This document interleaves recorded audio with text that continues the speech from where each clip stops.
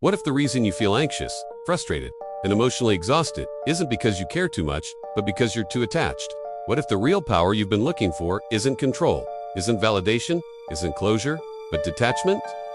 Most people misunderstand detachment. They think it means not caring, being cold, shutting down, or acting like nothing affects you. But that's not detachment.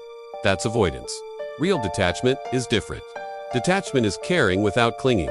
It's loving without losing yourself. It's showing up without trying to control the outcome. And that's where the power begins. Think about the moments that hurt you the most. Waiting for someone to text back, overthinking a conversation, needing someone to choose you, feeling crushed when things don't go the way you expected. What do all those moments have in common? Attachment to an outcome. You weren't just experiencing the moment. You were attached to how it should go. And when reality didn't match your expectation, you suffered. Detachment says, I need this to happen. Detachment says, I prefer this to happen, but I'll be okay either way. That difference changes everything. When you're attached, your emotions are controlled by external events. Someone's mood can ruin your day. A delayed reply can trigger anxiety. Rejection can shatter your self-worth. But when you're detached, you remain grounded. Not because you don't feel, but because you don't depend. Detachment is emotional independence. It's understanding that you cannot control people, outcomes, or how someone feels about you. You can only control your response. And the moment you stop trying to force, convince, chase, or fix, you reclaim your energy. Here's the paradox. The more attached you are, the less attractive you become. When you chase, you signal a fear of loss. When you detach, you signal self-sufficiency. People can feel that difference. Desperation repels, while calm confidence attracts. But this isn't about playing games. It's about inner stability. When you detach, you stop over-explaining yourself. You stop begging to be understood. You stop trying to prove your worth. You observe actions instead of arguing with them. If someone wants to leave, you let them. If someone is inconsistent, you step back. If something falls apart, you accept it. Not because it doesn't hurt, but because you trust that what stays is aligned, and what leaves creates space for something better. Detachment also protects your peace. When you're deeply attached, your mind becomes noisy.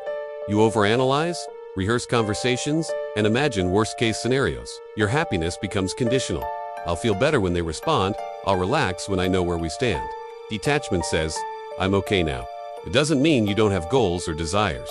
It means your identity doesn't collapse if things don't go your way. And that's silent power. Because the person who needs nothing cannot be controlled. The person who accepts loss cannot be threatened. The person who is okay alone cannot be manipulated by attention. Detachment removes leverage. It forces people to meet you with effort, not just words.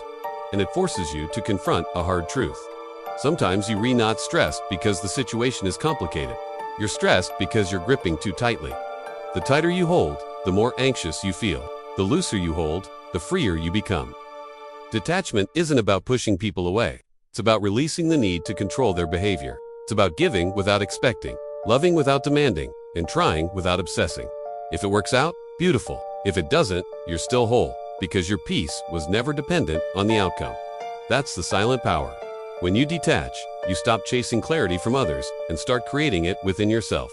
You stop asking, why aren't they choosing me? And start asking, why am I trying to convince someone to? You stop fearing loss and start realizing that what S meant for you, dos and T, require force. Detachment is not weakness. It's discipline. It's emotional maturity.